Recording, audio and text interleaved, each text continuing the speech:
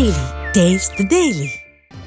తిరుమల కల్తీ నెయ్యి కేసులో మాజీ చైర్మన్ వైవి సుబ్బారెడ్డిని హైదరాబాద్ లో సిట్ బృందం విచారించింది.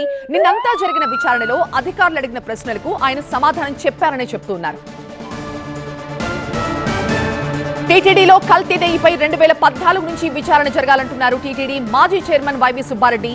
2024 జూన్లో వచ్చిన 4 ట్యాంకుల నెయ్యి కల్తీదా కాదా తేల్చాలంటున్నారు. కల్తీ నెయ్యి కేసులో విచారణ ఎదుర్కొంటున్న చిన్న అప్పన్న 2018 నుంచి తన దగ్గర పీఏగా పనిచేయడం లేదన్నారు.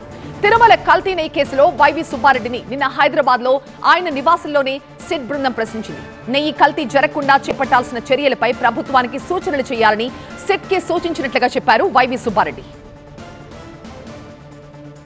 2014 నుంచి కూడా ఇంకా ముందు నుంచి కూడా వీలైతే, ఎందుకంటే ఈ సప్లయర్స్ ఒకరిద్దరు మారిన సప్లయర్స్ అంతా వాళ్ళది కదా.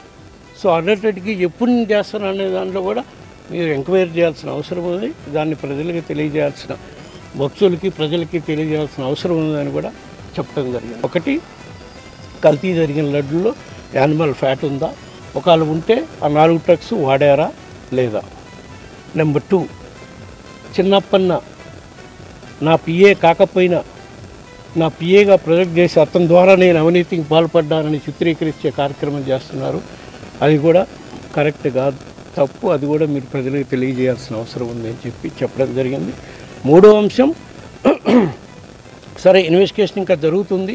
ఇప్పటి వరకు జరిగిన ఇన్వెస్టిగేషన్లో అడల్టెడ్ గీ సప్లయర్స్ సప్లై చేస్తున్నారు, పామ్ ఆయిల్ మిక్స్ అయిందంటున్నారు, ఏదో ఇంకా పూర్తిగా క్లారిటీ రాలేదు. వాట్ ఎవర్ ఇట్ ఈస్, అది మీకు ఇచ్చిన డైరెక్షన్ ప్రకారం 2025 జూన్లో జరిగిన దానికే ఎంక్వైరీ చేయమన్నారు.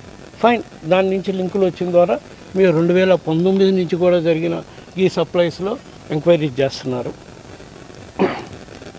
దాని ద్వారా మంచిదే, రాజకీయంగా దాన్ని ఏ విధంగా అయినా ఉపయోగపెట్టుకోవాలని మీరు వాళ్ళు వేరే పార్టీలు ఆలోచించుకుంటే దానికి కాదు, కానీ రాజకీయాలకు అతీతంగా, ఎందుకంటే భక్తుల మనోభావాలు, కోట్లాది మంది భక్తుల మనోభావాలకు సంబంధించింది కాబట్టి మీరు అంతకన్నా 2014 నుంచి కూడా ఏ విధంగా గీ సప్లయర్స్ ఉన్నారు, అప్పుడు కూడా ఇదే విధంగా అల్టెడ్ గీ సప్లై చేశారా లేదా తెలియజేసే కార్యక్రమం కూడా చేయాలి. ఈ 3 పాయింట్స్ అని చెప్తూ నిష్పక్షపాతంగా, ఎందుకంటే రాబోయే రోజుల్లో కూడా ఏ విధంగా ఈ అల్టెడ్ గీ రాకుండా చర్యలు తీసుకోవాలో కూడా మీరు టీటీడీకి సూచనలు కూడా చేయాల్సిన అవసరం ఉంది అని చెప్పి, ఇవన్నీ పక్షపాతంగా చేయాలి అని చెప్పి వాళ్ళకి వినవించడం జరిగింది.